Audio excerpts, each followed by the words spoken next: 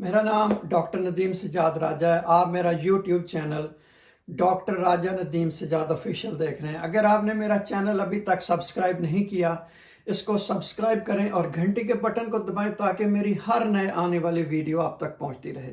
आज मैं बात करने जा रहा हूं रेबीज के बारे में, बावलापन के बारे में, जो कुत्तों में या दूसरे जानवर होते हैं उनमें होता है, और उनके काटने से जो वायरस है वो इंसानों में मुंतकिल हो जाता है। उसके बाद इंसानों में रेबीज इन्फेक्शन हो जाती है। ये असल में जो दिमाग की इन्फेक्शन होती है, ये वायरल डिजीज है, और इसमें जो वायरस है उसका नाम है रेब्डो वायरस।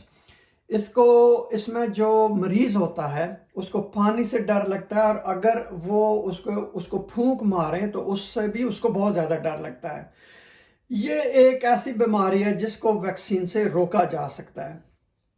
150 ममालिक से इसकी रिपोर्ट्स आती हैं कि वहाँ पर रेबीज़ के केसेस रिपोर्ट होते हैं, लेकिन अंटार्कटिका में ये वायरस बिल्कुल नहीं पाया जाता।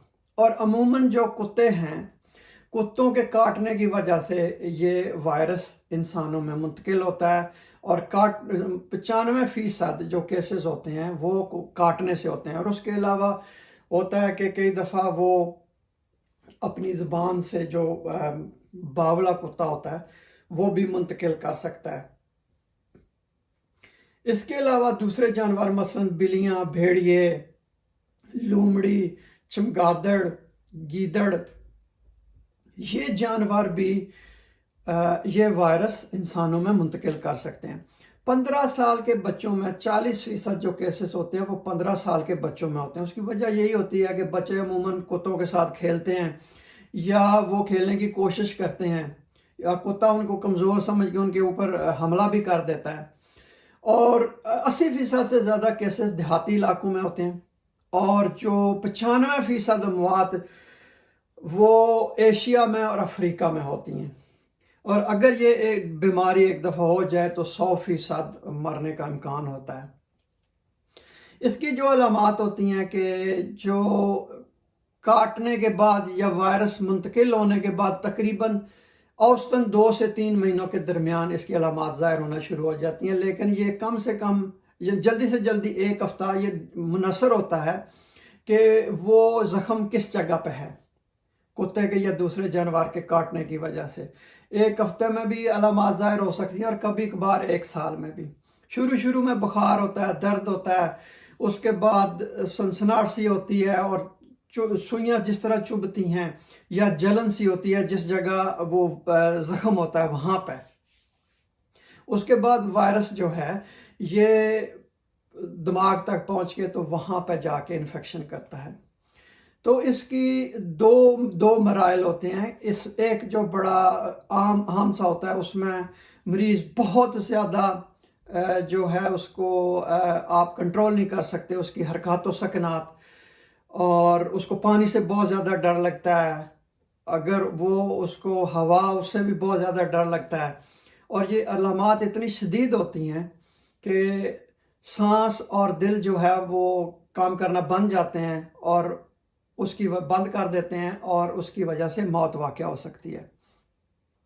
उसके अलावा एक और जो किस्म होती है उसमें ये होता है कि जो पट्ठे होते हैं, पट्ठे काम करना छोड़ देते हैं, और ये आहिस्ता आहिस्ता पट्ठे काम करना छोड़ते हैं।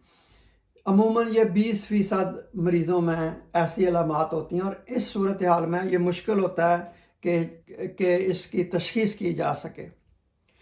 और इसकी तशख़ीस बड़ी आसान और सादा सी होती है, क्योंकि उसमें बताया जाता है, पूछा जाता है कि किसी कुत्ते ने काटा है या कोई किसी और जानवर ने काटा है, तो वो एक बड़ी अहम मालूमात होती है। उसके अलावा इसकी जो दूसरी अलामात होती हैं, मसलन पानी से डर लगता है, हवा से डर लगता है, तो ये भी बताती हैं। और टेस्ट अमूमन नहीं करवाए जाते, लेकिन कुछ जब कोई शक व शुबा हो कि इस बीमारी के बारे में, तो उस वक्त जो है वो टेस्ट करवाए जाते हैं। तो उसमें एंटीजन डिटेक्शन टेस्ट होता है, इम्यूनोफ्लोरेसेंस, वो जो है ना जल्द से लेके एक सैंपल लेके तो उसके ऊपर वो किया जाता है। या جو تھوک ہوتا ہے مریض کا یا اور آپ جس طرح کہیں کہ بلڈ ہوتا ہے، ان کو لے کے بھی لیبارٹری میں بھیجا جاتا ہے تاکہ وہاں پہ اس وائرس کو کلچر کیا جائے۔ اس کی کوئی خاص، اس کا کوئی علاج نہیں ہوتا ہے کہ کوئی اینٹی وائرل نہیں ہے۔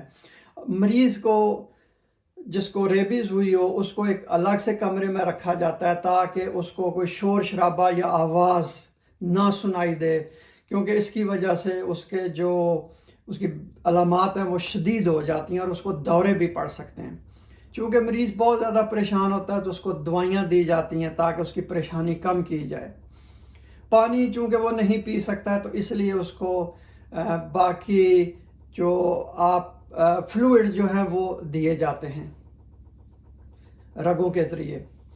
اس میں سپورٹ چاہیے ہوتی ہے انٹینسیو تھراپی یونٹ کی۔ اس میں پیشنٹ جو ہے وہ وائرس اس کے ہر تھوک میں بھی اور بلڈ میں بھی ہر جگہ وائرس ہوتا ہے، تو جو اس مریض کی ڈاکٹرز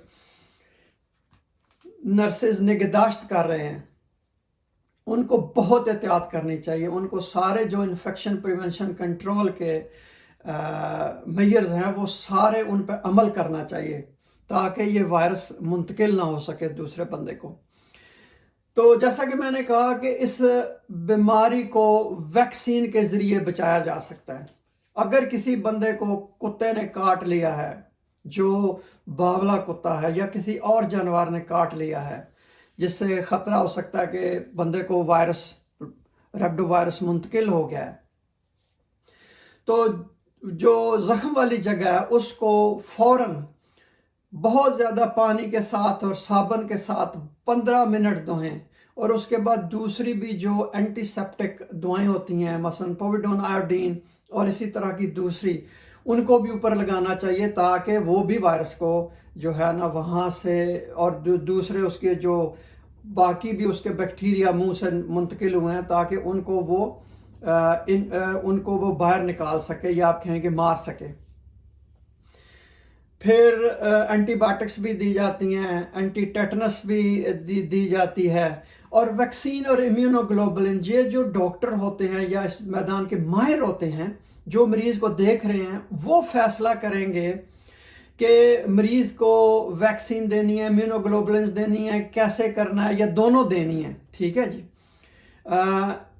اس وقت خطرہ بہت بڑھ جاتا ہے جب آپ کو پتہ ہو کہ جو جانور ہے وہ باولا ہے اور وہ بیمار لگ رہا ہے، یا اس کی جو حرکات و سکنات ہیں وہ بالکل معمول سے ہٹ کے ہیں، یا کسی جانور نے کاٹا ہے جس علاقے میں ریبیز بہت زیادہ ہوتی ہے۔ اس کے بعد جو بھی وہ جانور ہوتا ہے اگر وہ میسر ہو تو اس کو پھر جو ویٹ ہوتے ہیں ان کے حوالے کر دیا جاتا ہے تاکہ وہ دیکھیں کہ اس کے کوئی بیماری ہے، وہ تشخیص کرتے ہیں۔ اگر اس میں کوئی ریبیز کی بیماری نہ نکلے، باولا پن نہ ہو، تو پھر جو علاج ہے وہ بند کر دینا چاہیے۔ یہ جو سلائیڈ میں نے لی ہے یہ گرین بک ہے یونائٹڈ کنگڈم کی پبلک ہیلتھ کی اور WHO کی، وہاں سے میں نے لی ہے۔ تو اس سلائیڈ کے اوپر جو ویکسین کا جو ریبیز کا رسک ہوتا ہے، جن لوگوں کو پہلے نہیں ویکسین لگی ہوتی یا پہلے ویکسین لگی ہوتی ہے یا جن کا مدافعتی نظام کمزور ہوتا ہے، اگر ان کا کوئی کنٹیکٹ نہیں ہوا، کوئی بائٹ نہیں ہے، کوئی سلائیوا کے ساتھ کانٹیکٹ نہیں ہے، تو اس میں کوئی ضرورت نہیں ہے ویکسین کی یا امیونو گلوبولن کی۔ اگر تھوڑا بہت کنٹیکٹ ہے، مثلا کہ تھوک کے ساتھ ان کا کنٹیکٹ ہوا ہے یا چھوٹا موٹا وہ زخم ہے، تو اس میں جو 4 ڈوزز دی جاتی ہیں۔ اگر بندہ پہلے سے امیونائزڈ ہو تو اس میں 2 ڈوزز دی جاتی ہیں، تو جو 4 دی جاتی ہیں نان امیونائزڈ میں وہ پہلے دن، تیسرے دن، 7ویں دن اور 21ویں دن، اور جو 2 فلی امیونائزڈ میں 2 دی جاتی ہیں وہ دی جاتی ہیں پہلے 1 دن دی جاتی ہے، اس کے بعد 3 سے 7 دن کے درمیان دی جاتی ہے۔ لیکن جن لوگوں میں قوت مدافعت میں کی کمی ہوتی ہے ان کو امیونو گلوبولنز اور ساتھ 5 ڈوزز دی جاتی ہیں۔ بالکل اسی طرح جن کا بہت زیادہ تھوک کے ساتھ جو کنٹیکٹ ہوا ہے یا گہرا زخم ہے یا بہت بڑا وہ کاٹنے کا نشان ہے، تو اس میں امیونو گلوبولنز اور 5 ڈوزز جن کو پہلے کبھی ویکسین نہیں لگی ان کو، اور جن کا مدافعتی نظام کمزور ہے ان کو دی جائیں گی. لیکن جن کو پہلے ویکسین لگی ہوئی ہے ان کو صرف 2 ویکسین کی خوراکیں دی جائیں گی. کچھ لوگ ہوتے ہیں کہ جن میں ضروری ہوتا ہے کہ ان کو پہلے سے ان کو ویکسین لگا دی جائے تاکہ ان میں بیماری منتقل نہ ہو سکے. مثلا جو لوگ لیبارٹری میں کام کرتے ہیں یا سفر کر رہے ہیں ان علاقوں میں جہاں پہ ریبیز بہت زیادہ ہے، تو ان لوگوں کو 3 ڈوزز دی جاتی ہیں. پہلے 1 دن، پھر 7 دنوں کے بعد، پھر 28 دنوں کے بعد، اس کو 3 ہفتے کے بعد بھی دیا جا سکتا ہے. یا کوئی بندہ بہت جلدی سفر کرنا چاہ رہا ہے یا جلدی کام شروع کرنا چاہ رہا ہے تو اس کو پہلے دن، تیسرے دن، 7ویں دن اور اس کے بعد 1 سال کے بعد بوسٹر ڈوز دی جاتی ہے. بہت شکریہ یہ ویڈیو دیکھنے کا. اگر آپ کے ذہن میں کوئی سوال ہے آپ کمنٹ کے سیکشن میں لکھیں، میں اس کا جواب دوں گا، یا آپ میرے فیس بک پیج پہ میسج کر سکتے ہیں ڈاکٹر راجہ ندیم سجاد کھینگر. بہت شکریہ یہ ویڈیو دیکھنے کا.